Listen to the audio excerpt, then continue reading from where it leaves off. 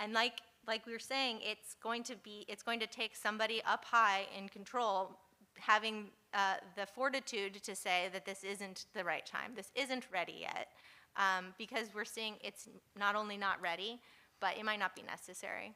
And those would be what I'm looking for in the next 5 years, and it's going to take a very well-informed public to be able to push back, because it sounds innocuous, it sounds helpful, and that's why we've gotten to this point so far. And it's going to take a lot more of educating not just the public, we have a very well-educated public, but also our legislators and our congresspeople and people in the communities where this is going to be directly affecting. Thank you.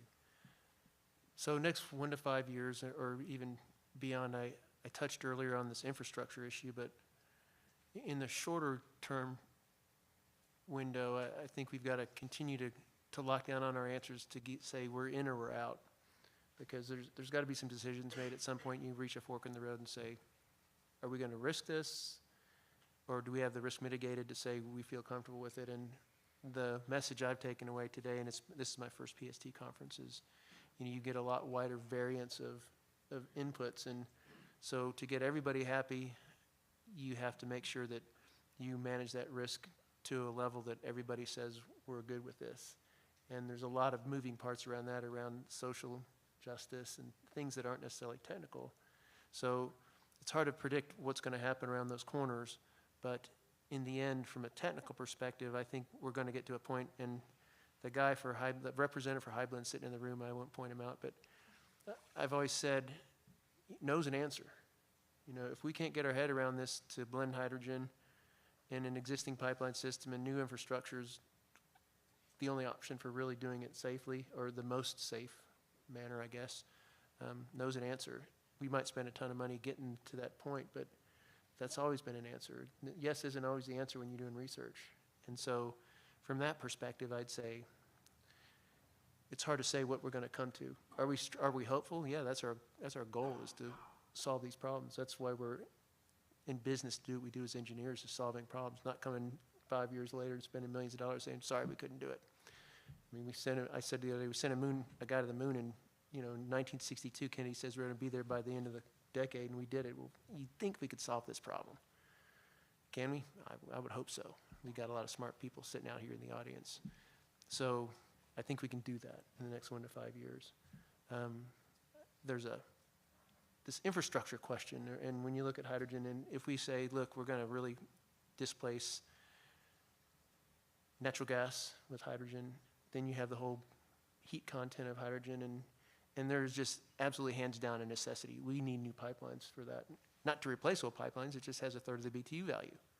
You can't, if you say we're going to send hydrogen to New York City on the Transco system with 5 huge pipelines with hydrogen, 2/3 of the people in New York are going to go cold and be hanging out at their neighbor's house that do have heat. So, how do you manage those little sorts of issues? And yeah, there's increased compression and there's faster flow rates and that sort of thing, but it's a sticky wicket that we can all solve together, but the stakeholders in this room need to be part of that solution, and we need to hold hands along the way, because our policymakers, I thought, when they said solving global warming was number one, I figured, well, everybody in the community is going to take that as the guiding light. That's their North Star, regardless of how many miles of pipeline we got to build. But if people are saying, no, we're not going to build pipelines, and we're still going to live with that, then, what's the answer? Where do we get to that conclusion? And those are the unknowns that are still going to keep me interested over the next 5 years. I'm supposed to be retired, but this is really fun. So thank you for your time. I guess I'd say from the next 1 to 5 year time horizon, from the enforcement perspective, we'll continue our oversight. The field operations folks in my region, as well as in the other regions who have hydrogen assets, will continue to do our job, which is to oversee the operation and the maintenance and everything that goes with the transportation of natural gas and other gases.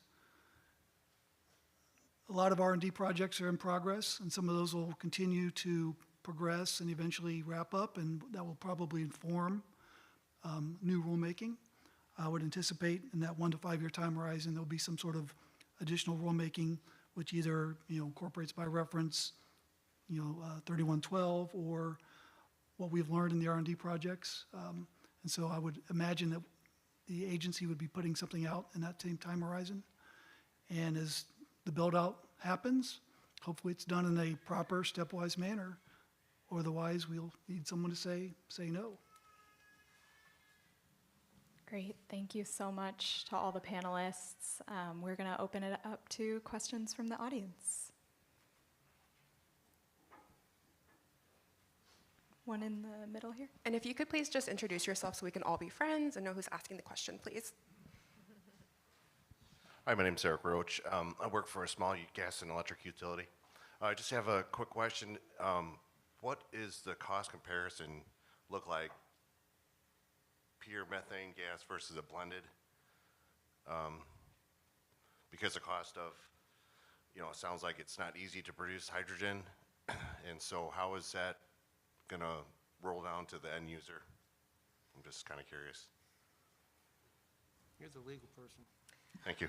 I'm going to say I don't know, actually. I don't know the answer to, I think you were talking about FERC's gonna know whether or not, or is gonna govern whether or not that the regulated entity is gonna be able to pass the cost along to the consumer for the development or the purchase of the hydrogen. I don't think any of the utilities are gonna be hydrogen producers. And that's what I would say. But does somebody know about the Hawaii project, what they're doing there? Maybe you have an answer. No, I do not have the answer. I mean, they've been, well, Pat might know something, he's raising his hand. More globally, is it true that the cost will be more than just transporting natural gas? The cost to transport, I don't think will be a whole lot different. Yeah. So there is a pilot project up in Minnesota where they are developing hydrogen through electrolysis. They're using, they're calling it green hydrogen. They're pulling from the grid, but they're buying from renewable sources.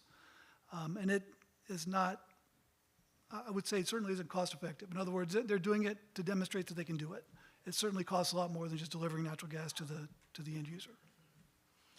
And I would also just add the combustion of methane versus hydrogen. Methane will always have more energy output. So that will also be a factor.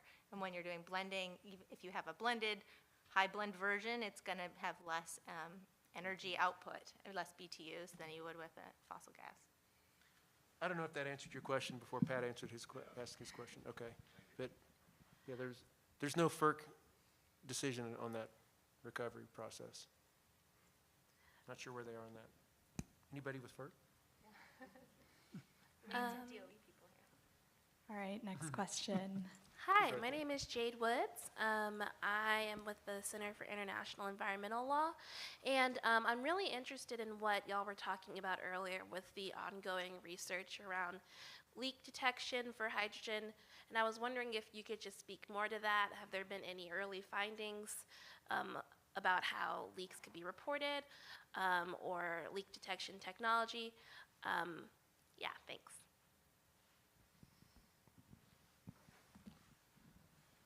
I don't have the specifics on that, but I can, if you want to get with me afterwards, I've got a link which we can send to you to the PHMSA site where that research information's housed. And I don't have much to offer except there's a whole aspect too that assuming you have the technology in your hand, there's a question about how the frequency and what does a day in the life of a pipeline operator look like, whether you're a distribution system or transmission system. In your operating manual, right now we do monthly leak detection surveys along the pipeline. Of course, you've got everything being monitored from a loss perspective in your control rooms, but those are, generally speaking, larger volume losses that you're going to pick up in mass balance. But if you're looking for tiny little leaks, the question, I would guess that if you're in a hydrogen operations condition, you're probably going to monitor your line more frequently. But the first question I think you're asking is, you got to have the technology in your hand that works. And at the highest level, hydrogen's a flammable gas, so is natural gas, and when you're running along with a flame ionization unit, they're both going to pick up a leak. The question is how small a leak? And so that's really what we're just like putting hydrogen in a pipeline, how small a crack your eye light tool needs to detect smaller cracks because they grow faster under hydrogen conditions. So same kind of thing exists, or same presumptions exist with the hydrogen leak detection. And that's what we're trying to get our heads around, don't have an answer to yet. Hi, sorry if you covered this, but I had to show up late. But staying with leak, was there any discussion about like secondary atmospheric reactions with increased hydrogen in the atmosphere and durability of methane? No, but hydrogen is an indirect greenhouse gas. Yeah, well, it also interferes with the hydroxyl reaction that brings methane down, which is the only blessing that we have from methane. So sloppy hydrogen cooks us faster than carbon. Yeah, I was in a discussion last night with this real smart guy, and he brought up the same exact concept about hydroxyls and the benefit, right, that natural gas has versus potentially you could have more greenhouse net impact with hydrogen. But if you want to talk to somebody who knows about that, he's sitting on the second row right here. Good-looking guy, looks like Fabio.